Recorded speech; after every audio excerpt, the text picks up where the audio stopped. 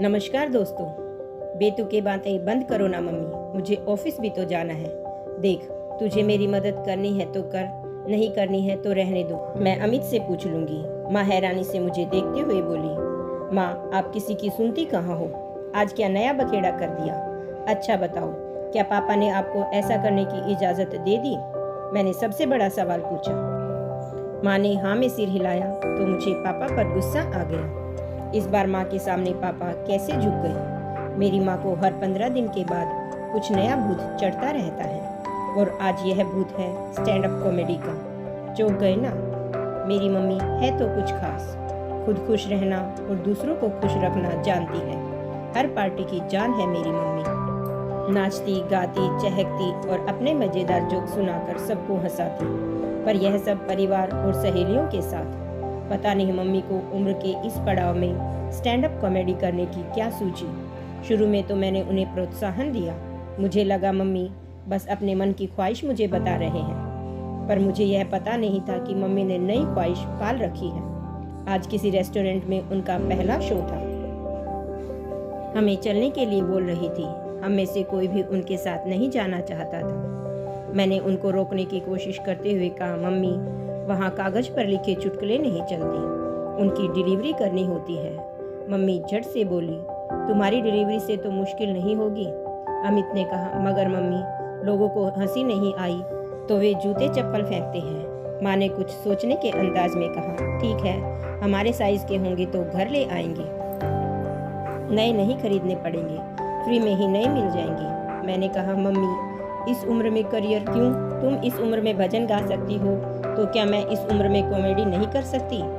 पापा ने पूछा, इस उम्र में लोग क्या कहेंगे? इस पर मम्मी हंसते हुए बोली, तुम्हारी ससुराल वाले खुश होंगे, मेरी ससुराल वाले अफसोस करेंगे कि फ्री का मनोरंजन मिलता था, अब पैसे देने पड़ेंगे।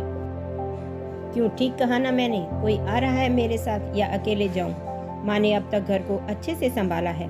हम दोनों भाई बहन के लिए अपना करियर भी छोड़ दिया। अब हम दोनों बड़े हो गए और माँ हमसे फ्री। पर मम्मी कोई छोटी मोटी नौकरी कर लेती, टैलेंट दिखाने की क्या जरूरत थी, वह भी स्टैंड अप कॉमेडी। पापा और अमित भैया मम्मी के साथ चले गई, मैं नहीं गई। कौन बेइज्जती करवाए अपनी? आखिर किसी की माँ को इस उम्र में खड़े होकर स्टैंड अप कॉमेडी करते देखा है? खैर 7-8 महीने ऐसे ही गुजर गई। मम्मी ने कई शोज भी कर लिए थे। अब मम्मी व्यस्त रहती और बहुत खुश भी।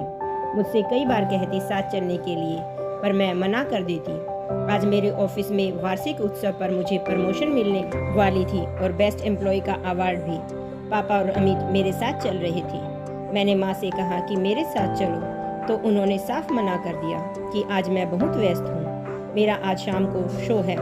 मुझे बहुत बुरा लग रहा था। आज मेरी मम्मी को मेरी कामयाबी पर खुश होकर मेरे साथ चलना चाहिए था। मम्मी के बिना अवार्ड का कोई महत्व ही नहीं था। मैं बेमन से ऑफिस पहुँच गई। बढ़िया कार्यक्रम चल रहा था, पार्टी भी जोर शोर से चल रही थी, अवार्ड दिए जा रहे थे और बीच बीच में गायकी और नृत्य के कार्यक्रम भी थे।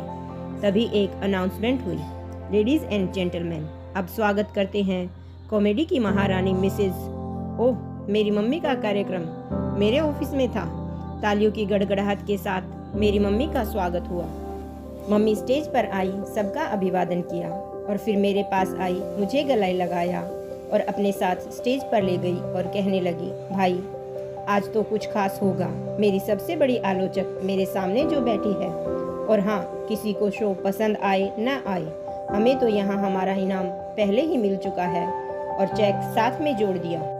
और फिर मेरी मम्मी ने हंसी के वो गुब्बारे फोड़े कि सभी हंसकर लोटपोट हो गए। शो के बाद सब मेरी मम्मी की तारीफ कर रहे थे और कह रहे थे मेरा आगे बढ़ना तो लाजमी था। मेरी माँ कुछ अलग है, कुछ खास है। मम्मी को खुश देखकर मैं भी खुश हुई और मम्मी को गले लगाकर बोली, कॉमेडी की महारानी तुसी तो छा गई। आखिर आपने अपनी खुशियाँ तलाश कर ही ली। अपने आलोचक के मुंह से तारीफ सुनना अच्छा लगता है, और आज मैंने खुशियाँ तलाश ही नहीं की, पा भी ली।